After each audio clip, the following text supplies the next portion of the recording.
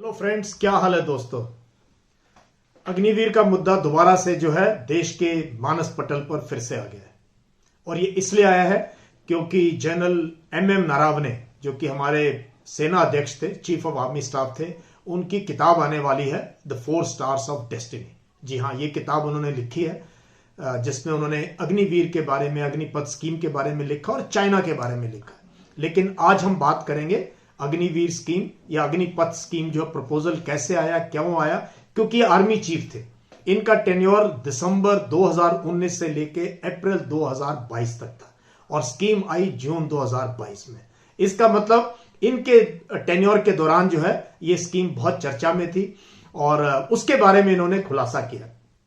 किताब आई नहीं अभी, लेकिन ये जो कुछ किताब के जो पब्लिशर्स हैं उन्होंने शायद जो है ये न्यूज कुछ पीटीआई को दिया। पीटीआई ने जो है तमाम अखबारों ने इसको वहां से उठाया और इसके ऊपर जो है टाइम्स ऑफ इंडिया ने, हिंदू ने, प्रिंट ने, टेलीग्राफ ने, बिजनेस स्टैंडर्ड ने, इकोनॉमिक टाइम्स ने, मेरे ख्याल से तमाम जो इंपॉर्टेंट अखबार हैं हिंदी और इंग्लिश के, उन्होंने इसको कवर किया। आप इसको देख सकते हो किस प्रकार से इसको बहुत प्रोमिनेंटली कवर किया गया।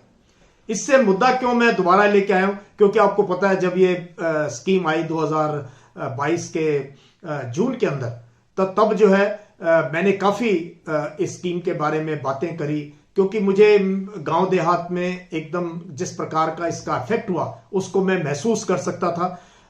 जिस प्रकार का लोगों जो 3 साल से भर्ती के लिए वेट कर रहे थे, उनकी व्यथा क्या थी, उनकी कहानी कैसी थी। क्योंकि कई बार मुझे बच्चे वीडियो भेजते थे, कॉल करते थे, रोते थे फोन के ऊपर, आपने देखा भी है। तो काफी हद तक हमने इसमें जो है अग्रसर होकर बातें करी। टीवी पे मैंने आर्टिकल भी लिखे, मैंने काफी कुछ कहा कि स्कीम में बदलाव की जरूरत है।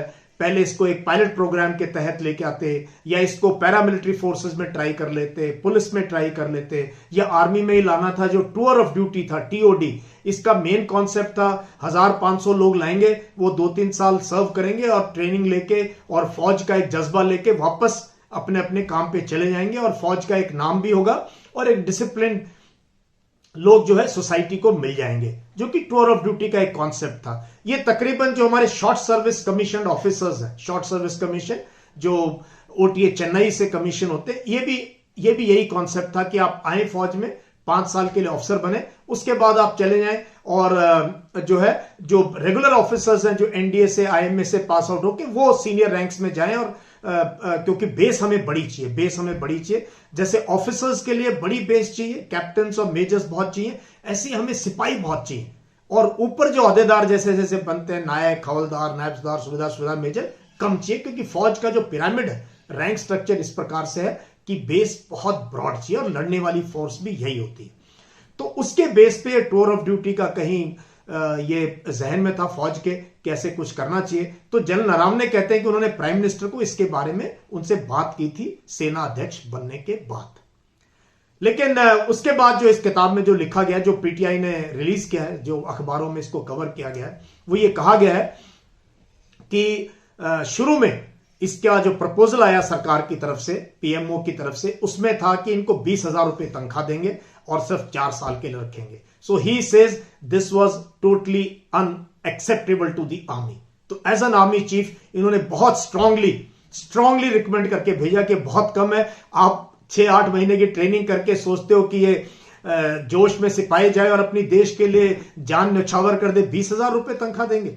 तो ये बढ़ा के 30,000 रुपए हुई। उसके बाद आपको पता है उसका काफी रिवीजन हुआ और जो मुझे भी लोगों से पता चला, इसमें आर्मी ने बहुत टफ स्टैंड लिया और जो अब फाइनली जो अलाउंसेस मिलेंगे अग्निवीर को, इसमें जो है काफी बढ़ोतरी हुई। तो ये तो एक बात थी। नवंबर 2020 के अंदर ये कमाल की बात है, बुक के अंदर लिखा है कि क्योंकि ये मसला जो है पहले सोचा सिर्फ आर्मी में आएगी, लेकिन जब ये स्कीम आई, गवर्नमेंट ने बोला इसको लागू करना है, तो ये केम फॉर ऑल 3 सर्विसेज। तो कहता आर्मी के लिए तो सरप्राइज था ही था, लेकिन एयरफोर्स और नेवी के लिए it was bolt from the blue. Bolt from the blue कहने का मतलब बिल्कुल आश्चर्यचकित, बिल्कुल सरप्राइजिंग, बिल्कुल एकदम शॉकिंग खबर थी एयरफोर्स और नेवी के लिए क्योंकि आप समझें, फौज में हमारे पास इन्फेंट्री है, आर्टिलरी है, आर्मर्ड है, एएससी, एओसी, टेक्निकल, बहुत कुछ है। हम फिर भी अनट्रेन्ड मैन पावर को जज्ब कर सकते हैं कुछ साल के लिए, उसके बाद ट्रेनिंग दे सकते हैं। लेकिन एयरफोर्स और नेवी, वहां पर तो कोई जनरल ड्यूटी नाम की कोई चीज है ही नहीं, because everybody has to have a trade. आप नेवी में हो, एयरफोर्स में हो, और बहुत साल लगते हैं। मैंने शायद आपको, अगर मेरी पुरानी वीडियोस देखो, मेरे लेख देखो, मेरे इंटरव्यूज देखो, उसमें मैंने कहा है कि एक अच्छा सिपाही बनाने के लिए एक जो है 8 से 9 साल लगते हैं। 8 से 9 साल की ट्रेनिंग, इतने कोर्सेज करने पड़ते हैं, तब जाके आप उसको tank commander, gun commander, air defence weapon system, signal exchange, या जो है ईएमई में कोई बड़ा काम इस प्रकार से किसी भी इंजीनियर्स के अंदर, तो एयरफोर्स नेवी में आप सोचो क्या है। तो ये उन्होंने इसका जनरल नारवणे ने जिक्र किया। उसके बाद उन्होंने कहा है नवंबर 2020 में, कहते पहली बार, क्योंकि अब तीनों सर्विसेज का मसला हो गया, तो मामला चला गया सीडीएस के पास। सीडीएस थे जनरल रावत, बिपिन रावत।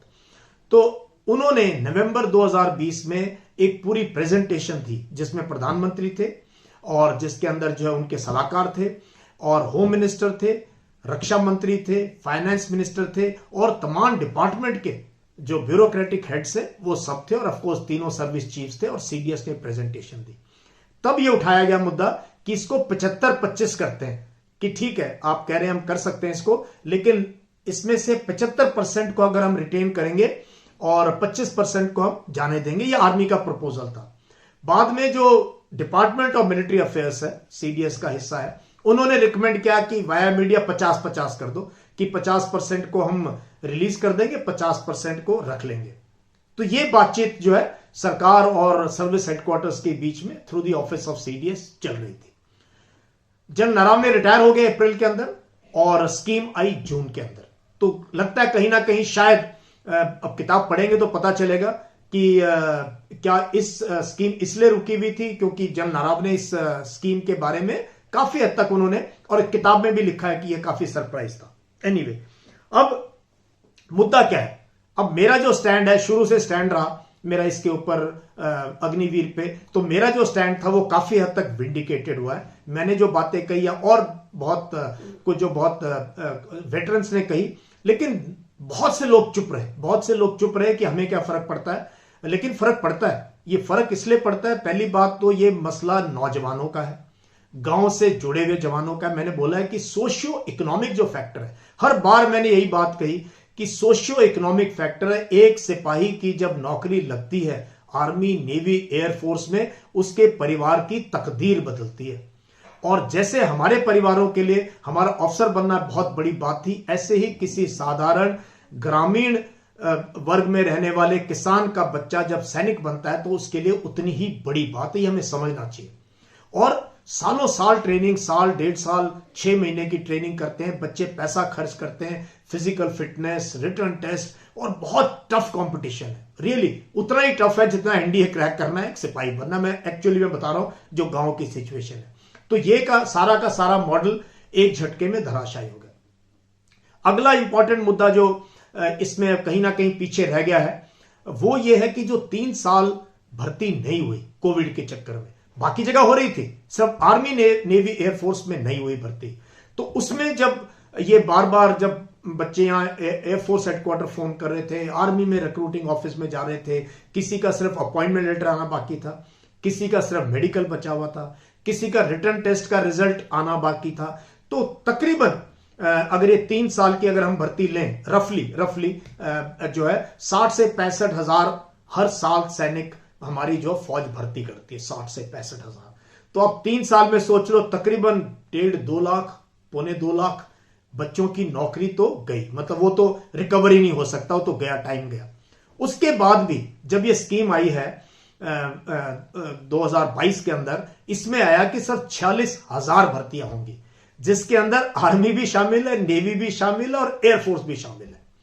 और नेपाल की भर्तियां हो नहीं पाई हैं, वो मुद्दा किसी और दिन बात करेंगे। गुरखास्त ने, नेपाल ने मना कर दिया, गवर्नमेंट ने उनकी, कि हम अग्निवीर स्कीम में अपने नौजवान बच्चों को, लड़कों को नहीं भेजेंगे। तो वो मसला भी रुका हुआ है। तो ये फैक्टर्स हैं जिसके लिए इशू बहुत इंपॉर्टेंट है कि कैसे है। अब मैं बताता हूं आपको जो अभी आ चुके हैं अग्निवीर, 6 से 8 महीने की ट्रेनिंग है, जो पहले 9-10 महीने की ट्रेनिंग थी, तो वो अब यूनिट्स में पहुंच गए। अब क्या है, एक तो डेफिशिएंसी है आपके पास, क्योंकि 3 साल भर्ती नहीं हुई, तो आम इन्फेंट्री यूनिट में, मैकेनाइज इन्फेंट्री यूनिट और जो है 100 से लेके 150 जवानों की डेफिशिएंसी है। डेफिशिएंसी कमी है। कमी कहां है? सिपाही रैंक में है भाई। नायक हवलदार और जेसीओ रैंक में नहीं है। वहां तो जितने ऑथराइज है उतने प्रमोशन ले रहे हैं, क्योंकि प्रमोशन का मामला है, सिपाही नहीं है यूनिटों में। तो 150 के आसपास, 125 से 150 जवान जो है नहीं है। काम बढ़ता जा रहा है, काम कम नहीं हुआ है, काम उतना ही है। उसके अलावा लो मेडिकल कैटेगरीज भी हैं यूनिट्स में। पेंशन जो जा रहे हैं वो जा ही रहे हैं, पेंशन भी, जिसकी कलर सर्विस पूरी हो गई है, जो जाना चाहता है उसको रोक नहीं सकते। अब जो आए अग्निवीर, किसी यूनिट में 5, किसी में 6, किसी में 8 या 10 आए। इनको आप स्पेशलिस्ट जो प्लेटून है इन्फेंट्री की, ये मैं बहुत काम की बात बता रहा हूं, जो स्पेशलिस्ट मोटर प्लेटून है, एटीजीएम प्लेटून है, आप एमएमजी में ट्रेनिंग देना चाहते हैं, आप जो है रडार सिखाना चाहते हैं, ये मैं बेसिक इन्फेंट्री की बता रहा हूं आपको। आप ड्राइवर ट्रेन करना चाहते हैं अपनी एमटी के लिए, आप सिमुलेटर में ट्रेन करना चाहते हैं, और मैं mechanise infantry, armoured, artillery, air defence, engineers, signals, इनकी बात ही नहीं कर रहा हूं। इनमें जो है अभी वहां पर डेफिशिएंसी है, लोग चले गए हैं पेंशन। तो वो जो स्पेशलिस्ट आपकी, जो सीओ का जो तोपखाना था, सीओ की जो इंटेलिजेंस थी, जो उसकी घातक प्लेटून थी, उसमें यंग ब्लड नहीं है। क्योंकि ये जो आए हैं, इनको आप 4 साल स्पेशलिस्ट प्लेटून में कोई कोर्स करा ही नहीं सकते इनको आप, क्योंकि इन्होंने 4 साल पर ये नहीं पता हम किसको रखेंगे। तो ये एक यूनिट लेवल पे ये सिक्योरिटी संबंधित भी है, हमारी जो कटिंग एज है उसके साथ भी जो है इस पूरे मसले का जो है कनेक्शन है। लास्ट चीज जो है मैं आपको बताना चाहता हूं वो ये है कि जब ये 4 साल के बाद पहला बैच बाहर जाएगा, आप मुझे बताओ, जो 22-23 साल के नौजवान लड़के हैं, जो भागने में भी एक्सीलेंट हैं, काम में भी सही हैं, आप कैसे फैसला करोगे ये 4 लड़कों में से एक किसको रखना है? और जो 3 जिनको आप बाहर भेजोगे, उनको आप कैसे सेटिस्फाई करोगे कि आप हमको किस बेस पे हम आपको भेज रहे हैं? तो क्या ऐसा तो नहीं होगा आने वाले वक्त में कि बहुत से लोग कोर्ट में जाएंगे, लिटिगेशन बढ़ेगा, और उससे क्या है, यूनिट का सरदर्द बढ़ेगा, यूनिट का सरदर्द बढ़ेगा। क्योंकि जब सब चिट्ठियां लिख, क्योंकि एक सरकार की नौकरी और फौज की नौकरी, फौज की वर्दी पहनना, ये बड़े गर्व की बात है, और पूरा परिवार वेट करेगा इस चीज के लिए कि हमारा बच्चा जो है परमानेंट हो जाए। तो स्कीम में फ्लॉज हैं, इसमें कोई शक नहीं है। और थैंक्स टू जनरल नाराव ने, कि पहली बात तो उन्होंने एनहांस किया, पे स्केल 20,000 से 30,000 लेके गए, एंट्री लेवल पे स्केल का। और जो है, और इसका मतलब ये पूरा का पूरा मामला जो है इस स्कीम का, ये जो है इसमें ना आर्मी की लीडरशिप शामिल थी, ना एयरफोर्स, ना नेवी। इनके लिए ये सरप्राइज था, डिस्कशन चल रहा था, लेकिन ये चल रहा था कि 75% रखें, 25 या 50-50 का रखें, ऐसा था। ये नहीं पता था कि आपको सिर्फ जो है 25% रखने पड़ेंगे और 75% जो है वापस सिस्टम में या वापस चले जाएंगे। सो मैं यही कहना चाहता हूं कि जो है होप, जैसे जैसे हम लेसन लर्न करते हैं, किसी भी नई स्कीम आती है तो इसको एक पायलट प्रोजेक्ट की तरह अगर लिया जाए, इसका फीडबैक मैकेनिज्म अगर यूनिट कमांडर्स, कंपनी कमांडर और सीनियर जेसीओ, सुबेदार मेजर, जो लोग सीआई ऑपरेशंस में हैं, जो सियाचिन ग्लेशियर में है, हाई एल्टीट्यूड में, जो वॉरफेयर को समझते हैं, और एक यंग जवान, मोटिवेटेड जवान, परमानेंट जवान का पैशन समझते हैं, वो अगर फीडबैक देंगे तो मुझे पूरा भरोसा है कि आने वाले वक्त में जो है इसको रिवर्स भी किया जा सकता है, इसका रेशियो भी चेंज किया जा सकता है, पे स्केल भी चेंज की जा सकती है, और इनके टर्म्स एंड कंडीशंस भी किए जा सकते हैं। तो I hope you enjoyed this video. बहुत दिन से मेरे मन में ये दुविधा थी कि मैं दोबारा इस स्कीम के ऊपर जो है अपने विचार आपके सामने रखूं। Please subscribe to this channel, because my second innings is for your first innings. Thank you. Jai Hind.